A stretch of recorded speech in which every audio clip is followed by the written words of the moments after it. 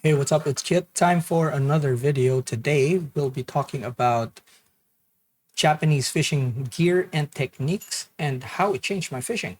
Now, this journey started a long time ago, and I'm still in the middle of it, to tell you honestly. But the effects have been quite immense. So, this channel talks about, or basically shows, a lot of these techniques, and I wanted to make this video, in fact, a long time ago, but things kind of have gotten I don't know, derailed, I guess. But this should have been one of those very first videos. Anyway, so a little bit of history. When I started learning all these things, when I started fishing with rod and reel, the only educational references that I had were books, magazines that were from the States.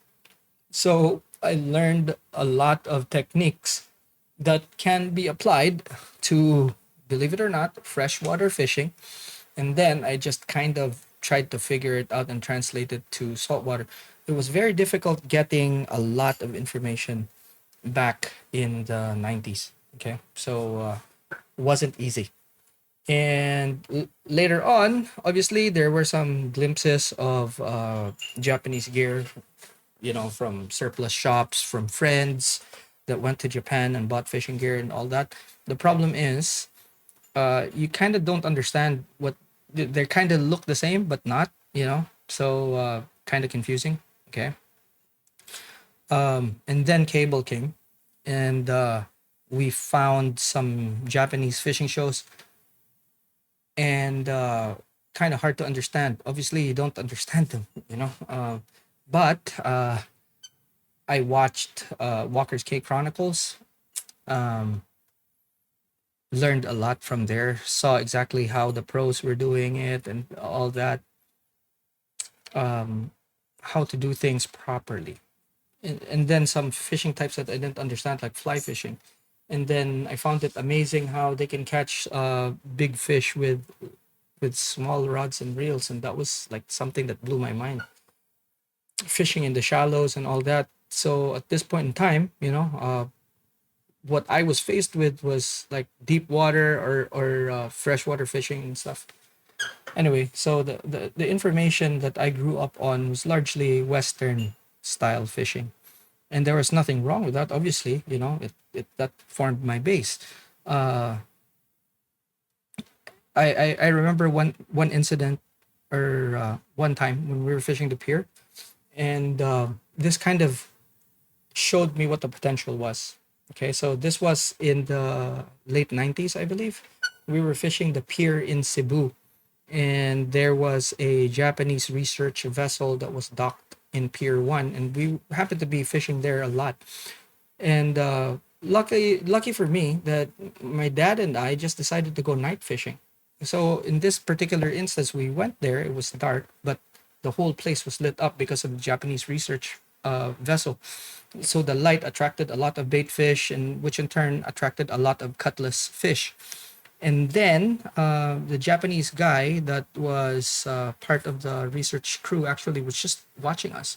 And then he saw me. Maybe he had like a soft spot for kids like I do now. Whenever I see a kid that's fishing, I can't help it. I just have to like go over, talk to the kid and all that.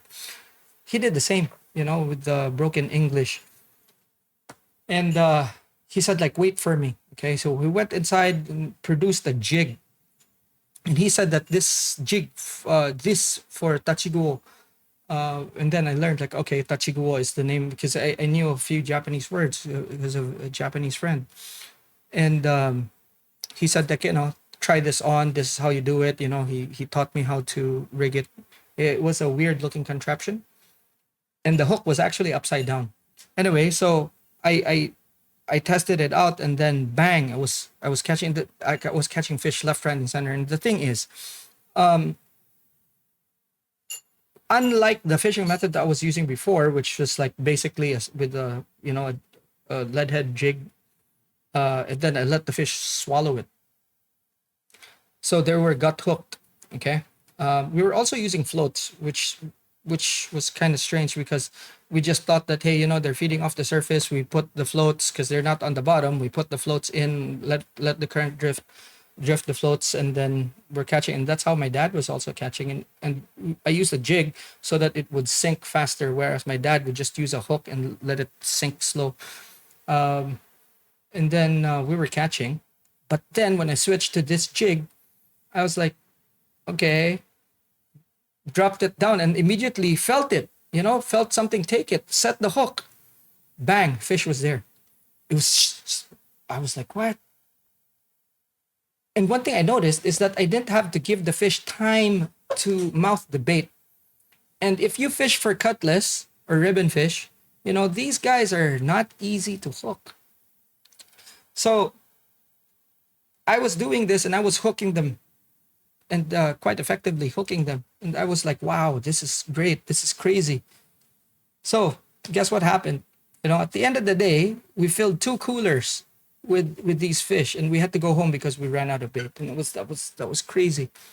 If you're curious of how that bait looks like, it's like this, okay? And remember, I said it was upside down. You actually fish it like that. So you put the fish here, and then you have wire, soft wire that you actually bind the bait with. It could be fish, it could be squid, it could be strips, it could be whole. We were using sardines. So, the tail sticks out there, you kind of poke it like that, and then boom, soft wire, okay, bang. Your leader, wire leader, kind of long, about a meter or so at that point. Now, probably I would use this a bit differently with a lighter leader and a shorter one like that, because the fish will just bite this. Anyway, um, it's crazy because as soon as they grab it, you set the hook and they're always there. So I was like, wow, this is crazy. And remember, this is kind of like me already in my teens and stuff. So I was like, this is something that they do on a regular basis and they have something this effective. That's nuts for this fish. So it made me realize that it's a very specific type of fishing. Okay. So that was kind of like my introduction to that. So years later, we discovered jigging and all this and that. So for me, when I first got into this whole thing, I actually tilted heavily when I was already here in Dubai because, well, I had a job and I had the capacity to buy stuff. So um, one of those things, King is here. So one of the things that I've discovered also while I was here, when I moved down here, is that there are a lot of jigs like these for sale, and they were cheap and no one was buying them. And I already knew about jigging. I had shore jigging equipment with me when I moved, and that was something that really helped me immensely fishing the beaches here. But I wasn't able to go offshore yet because I didn't have people to go with me. So up until my cousin actually introduced me to another one of his friends, and then we would go and then fish. So that's that, and that's how I started really getting into uh, light jigging. Um, but one thing I discovered is that these fishing techniques are very very specific. Okay, uh, specific rod, specific reel, line has to be correct, and at that point in time, everything was kind of in shambles, and it was like oversized. So as I showed before, I had like a really heavy rod, heavy reel for something shallow. And I wasn't fishing deep water. I was fishing a maximum of 26 meters, 25.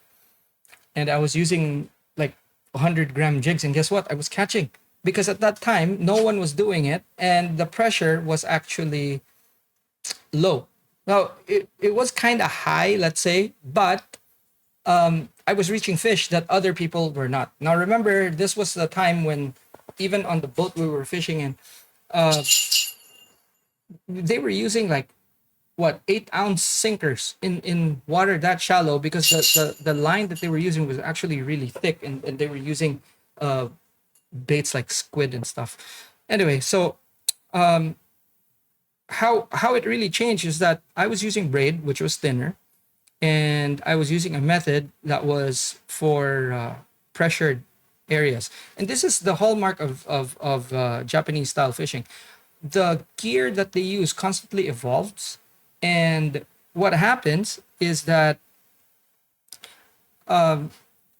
year by year, there's a lot of evolution that's happening, and they're introducing a lot of fishing methods. And not the fishing methods, I would say the gear is helping the fishing method evolve, because they always find ways that make things effective. Because remember, the kind of area that they're fishing in is highly pressured, and when you're backed up into a corner like they are, okay, they're fishing in they're fish eaters, guys. Imagine the whole country loves eating fish, sushi, and all that. um and the consumption of fish, plus the culture, their fishing culture, that's like the sport fishing culture in Japan, it's ingrained in society. And I think they're the largest population percentage that actually go fishing, and it has been like that for a very, very long time. So as far as the tackle and the techniques evolution, it kind of just goes as the population actually also grows. And the good thing about Japan is that there's always people that take over and push things forward. Okay, so like take for example the OGs, the old guys in the company. They mentor the next generation, and these guys are the ones that actually to take things forward. Okay, it's not uncommon for a Japanese company to be like 100 plus years old. You know, they have companies that have been doing it for a really long time. So as far as technology and evolution is concerned, their future for something like that is kind of assured. And you'll find fishing methods that have been there for centuries, and they're still doing it, like the fishing for minnows and stuff. They're still doing it, and that's been happening since the time of the samurai. So you have a culture that's always ever changing and supporting these ever changing methods with the industry. So naturally, you'll find, like, here's a very good example. The Stellas and the Saltigas, every 5 years, the model gets renewed. Okay. And when they get renewed, I would say that there's a lot of technology that they put in to either make it a better reel, make it lighter, make it more robust. The drags would go up, new materials and stuff like this. The use of magnesium, or the use of instead of aluminum, to make things lighter and all that. Um, and here's the funny thing, like the Stella SW before, they had the rotors wide, okay, and then they narrowed it down because they figured that it actually helps the reel vibrate less.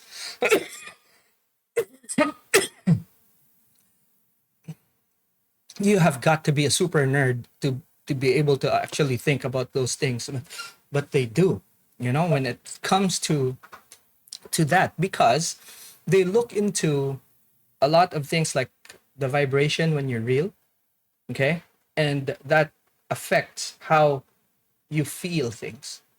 Okay, they introduce, let's say, a specific line of rods and reels for a specific fish, because in that kind of segment, they feel that the main line, even if it's the most expensive, let's say the Stella versus the Xsense, the Xsense line geared towards casting for sea bass. And although the Stellas are very capable, Xsense are lighter, because they emphasize the lightness. And then, majority of the fishing is done at night. And at night, you need to be very, let's say, you need things to be very sensitive, especially since uh, you have to rely on your sense of feel, the tactile sense, because you don't see where you're casting to. You don't have your visual advantage, seeing the strike, seeing where the line is and everything. So uh, you have to concentrate on the sensitivity, and lightness is sensitivity. We've discussed this over and over again, but that's basically the premise of the accents line. So you have your vanquish, you have your accents that's like super light for this fish, and they go to that length. Okay, now compare that with the Western way of thinking, and it's kind of different. So for the US, let's say they have a similar fishing method. I wouldn't say the same for their bass. Okay, the striped bass. These guys get bigger, obviously. They're stronger because of the size and everything. The fishing method, you going into the water and all that, but their concern is kind of different. Uh, they have reels that you could reel underwater. You know, and for the Western style of fishing, or the U.S. style of fishing, robustness comes as the top priority. They want gear that you can, use in the sand, and sand won't penetrate. So the sealing for salt water and all that is major concern. And then you'll have reels like the Von Stahl. They're heavy, but they're very functional, and they work well for their type of fishing. But on top of that, it's not really the fishability of these reels. In fact, the older models, you have to kind of get to know them. How to stack your line, because if you didn't know how, it would form like a concave in the middle of the stack. So you had to know how to actually spool your line. But these reels, I mean, they weren't the smoothest, but they worked really well, and they're robust. So if you look at these two styles, it's really a very different approach to the same thing. Okay, so in the US, they have their own style, and then for their fishery, it works really well. However, if you look at the Japanese and then apply that elsewhere, guess what? You'll find that since their gear and their techniques are actually techniques and gear that were developed because of how difficult their fishery is and how difficult it is to catch fish, they're actually very effective. And this is the one thing that I've realized when I kind of switched. Now, there was a transition period for me wherein I was actually fly fishing. And then after fly fishing, the gear that I bought after that were all Japanese style. And or Japanese gear, not style, but Japanese gear. So, that was a time when I went heavily into shore jigging and all that. But see, what was lucky for me was that in my fly fishing days, I've realized that, the lightness of the gear is actually very important. And guess what? Coming from a fly fishing background where most, if not all of the gear is expensive, when I looked at Japanese gear, it was like normal, So I was looking at some reels that maybe a few years before I never thought were actually practical.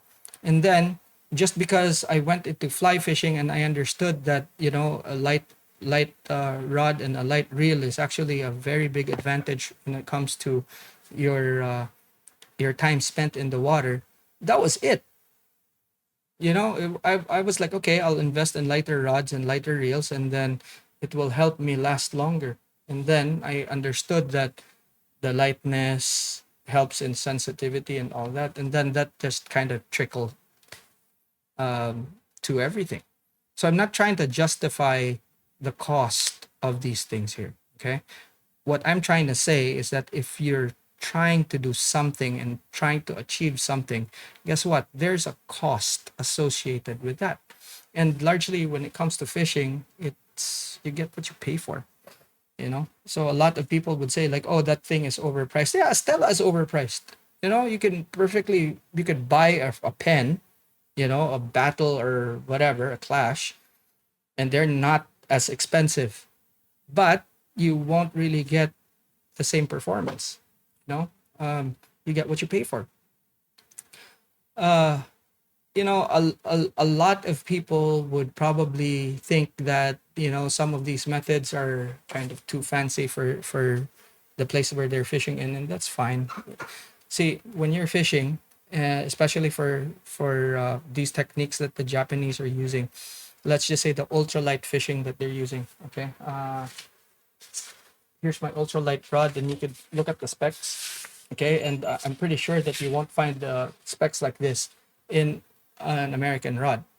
So this is a very long. Okay, it's a 8'6", very long ultralight rod. As you can see here, okay, that's PE 0.3 to 0.6, and even in Japanese terms, this is a kind of a difficult rod in that kind of range. It's difficult to find in that length. So when I saw this, I was like, yeah, I you know, it's something that I really like, and I'm buying it, and haven't looked back since. And it's been like more than 10 years, and I'm still using it. This is another one right here. Okay, this is a bit lighter, but look at the casting weight. It's 1 to 25 grams, and the line is, you know, and this is something that you use on the beach. And it, because of the range, it's actually very, I would say, uh, practical. And guess what? This rod I even used offshore, and I've caught some nice fish on it. So, you know, it's not like it's a limiting factor. And it's not super specific. Okay, so like my this that's an edging rod. This one right here. Okay, this one's an edging rod, but I'm using the technique, but I'm not targeting the same fish. Okay, so that's probably something that helps me a lot, because now I have a system that I could use. I bastardize it somehow, but there's a system that I could use to target the fish I really want. That could be very difficult. Now remember, in my fly fishing background, I've caught some of these fish, and I'm trying to catch them with spinning gear, and I found that they're difficult to catch with conventional lures. And that just boom, I was like, wow, okay, this is fun. And that's how it all kind of got together. Okay, so in the coming weeks, we're going to be talking a lot about these techniques, and I'm going to be introducing them to you via 101 videos. And that's the reason why I went with the Japanese system. Now, kind of not super flexible when it comes to gear, because they're very specific, but they allow me to target a lot of species that I would not otherwise catch, and they're optimized for difficult conditions. So the lines all scaled down, you know, the size of the jig heads or the lures are all scaled down, and some of them you find in the States, you know. But see, here's the thing, like a small lure from Japan is also very thin, as opposed to the States. You'll find them that are short but they're fat, you know. So when you're targeting fish that are very finicky, more than likely when you cast, just an example, more than likely what happens is that when you cast, it makes the US lures would make like a bigger splash, and they would kind of, you know, scare the fish. Whereas I'm targeting brim in really shallow water, you know, and I have soft plastics that are really small and thin. I could toss right in front of them and they won't get spooked because it hardly makes a sound, and in US terms, try as I might, I can't find the same profiles. But soft plastics in Japan, they have those things and many more. There's a lot of lures that are totally unique, and I think the US, uh, they like they have lures for bluegill, let's say, and panfish, probably even trout. And there's very few lures that are really nice. Most of the lures that they have for these are not of good quality. Whereas in Japan, you'll find that these tiny lures are of high quality. Uh, they're expensive, but they're of high quality. Just because the fish there, they're a bit more, they're pickier, than the fish in the States. Again, it all goes back to like conservation and stuff. So for me, the fishing in Japan is a bit more realistic to the place where I'm fishing, and it's much more relatable. And that's the whole premise of this whole thing. When I actually looked into the kind of fishing that they have in Japan, I could relate more than actually the fishing in the States or in Europe for that matter. So that's why when I switched, I started getting like, you know, like good results. And that's it. Anyway, so if you found this interesting, at least, give it a thumbs up, share the video, of course, as usual. And thank you very much to our members and those that have just recently joined. Thank you very much. Now, memberships help move this channel forward. That's why it's pretty important. And also, you can show your support by purchasing a cap. The links are on the bottom of the video. And these caps, obviously, when you get them, you can, it brings the brand from online to offline, and these caps are limited to when we reach 25,000. After that, I might pull the plug. Actually, I might pull the plug earlier than 25. I'm just putting the 25K logo there just as a marker so that people have a remembrance, or a souvenir for the time when we're less than 25,000. And it's going to go fast, guys. I mean, that's just 2,000, 2,000 subs. And then that's it. And 25,000, I think we're going to have a giveaway. I don't know who will do a giveaway at 25K, but we'll see. Alrighty, so that's it for this video. Thanks so much for hanging out with me. I'll see you in the next one. Class dismissed.